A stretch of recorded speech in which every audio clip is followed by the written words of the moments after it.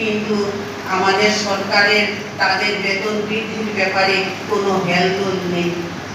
এর মধ্যে আপনারা শুনেছেন খুব ঢাকঢোল পিটিয়ে মহিলা সংরক্ষণ বিল আইন পাশ করা হয়েছে, কিন্তু এই 2024 সালের নির্বাচনে এই বিলকে বলবৎ করা হয়েছে না, মহিলারা এর সুযোগ পায়নি। তাই আমি বলতে চাই যে আমাদের এটা খুব ভাববার সময়। আজকে আমাদের মধ্যে বৈষম্য, সারা বিশ্বে একটা লিঙ্গ বৈষম্যের ব্যাপার।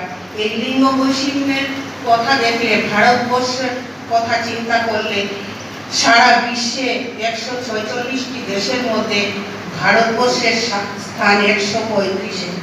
অতএব চিন্তা করুন আমরা কোথায় আছি।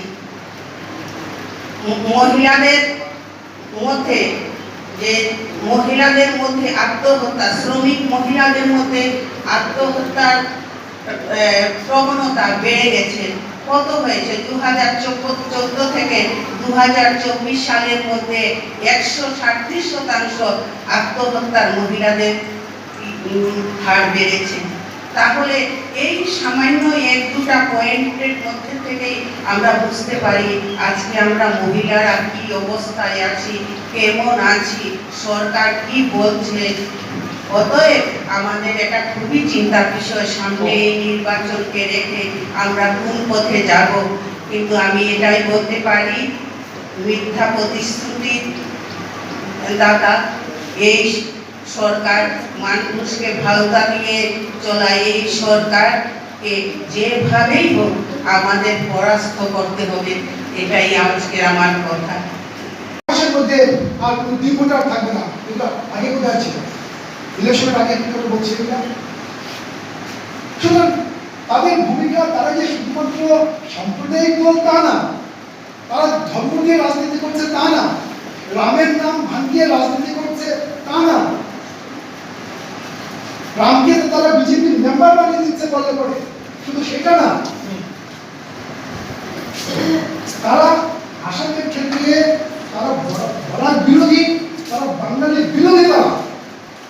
সুতরাং বিজেপিকে আমাদের হারাতে হবে। তাহলে বিজেপিকে যদি শিক্ষাকে যদি হারাতে হয়, এটা কোনো ক্যান্ডিডেটের কথা নয়, বিজেপিকে যদি হারাতে হয় আমরা তাহলে ভোটটা কাজে দেবো। হয়তোবা চলে গেছে টিয়াদি, কিন্তু উনি যে পথ আমাদের দেখিয়ে গেছে সেই পথটা আমাদের ধরে রাখতে হবে। আমরা এখানে শপথ গ্রহণ করে নিচ্ছি যে টিয়াদি যেভাবে চেয়েছিল বাচ্চাদের একটা স্কুল থাকবে, শিশুদের শিক্ষার আরো জগতে নিয়ে যাবে, কারণ শিক্ষা ছাড়া জীবনে কিছু নেই।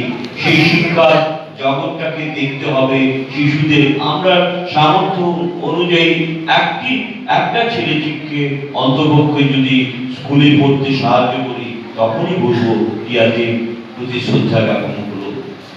আর তারপর সাংস্কৃতিক আন্দোলনও আমরা এগিয়ে যাব।